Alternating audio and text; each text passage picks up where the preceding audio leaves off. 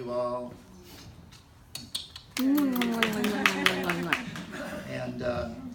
this is a great program. It's a fantastic opportunity for personal growth, your health opportunity.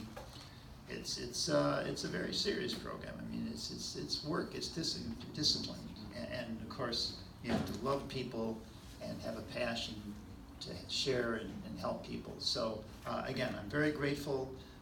Thanks again to all the wonderful staff and all of you. Period. And as Arnold might say, I'll be back. Okay.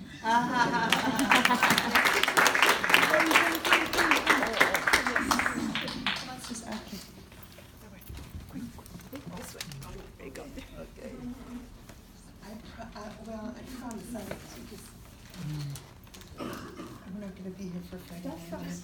Just go, Suzie. Yeah, we have time. You go, girl. We have time. It's no rush. My name is Suzanne. I am excited.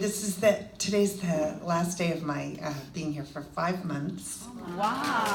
As a missionary. I'm ready. I'm going to miss everybody.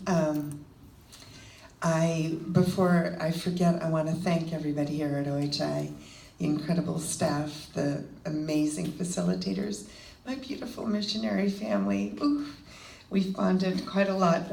I first came to OHI, I believe it was 1983. Rachel Solomon was still here.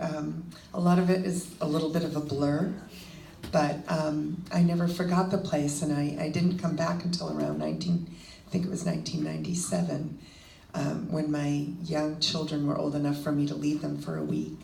So back and forth through the years, I've been here a number of times, maybe close to a dozen or so. And last year, I was diagnosed with a couple of different health opportunities. And I knew right away that I was going to try my best to get into the missionary program. So last year I had 3 surgeries within 4 months. I had 8 weeks of treatment every day, which left me pretty depleted. But the hardest thing for me was I had to leave a job that I loved, teaching, and I wasn't really ready to leave. So when I retired from my job on June 1st, I got here on June 2nd. Oh, I did not know and that. thus began my process of healing. And I gotta say, the hardest thing for me was just, the fear of the unknown. That was the hardest thing. Like, what am I gonna do now? How am I gonna make this work? All these unanswered questions. And the time here has really given me an opportunity to understand that it's okay, really not knowing. So it's given me a little bit of time to be more present. I meditate to just live in the moment. And I tried to, this is just a work in progress, but I tried to write down a few thoughts, and it needs a lot of revision, so forgive me, but I wrote some things down, thank you. And it's not that long, sorry. So, work in progress, it's called The Domain of Angels. We arrive in the dark, bathed in a bowl of warm fluid. Our first breaths incites an explosion of light and wonder. We are loved and learn to love. We attach ourselves to tenderness and grow wings. Wings that send us bounding off like warm currents, seeking the sun, breathing deeply, living deeply. But shadows come, sending us down many roads that are cold and dark and difficult to navigate. For a long time we dance between 2 worlds, buffering the line between peace and trust and terror and fear.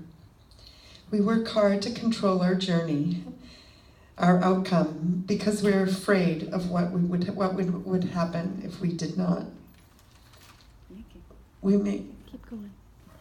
I have to finish. Can I finish? No, please let her speak. Please let her finish. We make friends with the cherubim and the seraphim, but intentionally disregard God's anointed messenger, Lucifer. We're not afraid because we feel in the spaces around our heart will be crushed. But we are drawn to the force of this morning star, attracted to the strength of its grip while struggling time and again to escape. Each time we are seized, leaving crooks and crags, scars and lesions, one day we have the courage to ask, "Why do you hold me so tightly?" And surprisingly, a voice answers back, "Because you are alive and human. You are not damaged by these scars, but made whole by them. They are what connect you to life itself, as certain as the moon's shadow crosses the Earth's surface during its orbit. You are called to be present, engage in the unseen, breathe in the air around you, feel the earth beneath your feet, celebrate each wrinkle and gray hair you have. When you do, light and warmth will begin to touch each cell and molecule. Your wings will take you further into discovering you.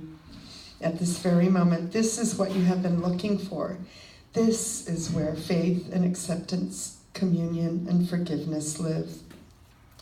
I just want to end by something that Dan Strobar used to say. In each of his stretch classes, he would ask, "Where are we?"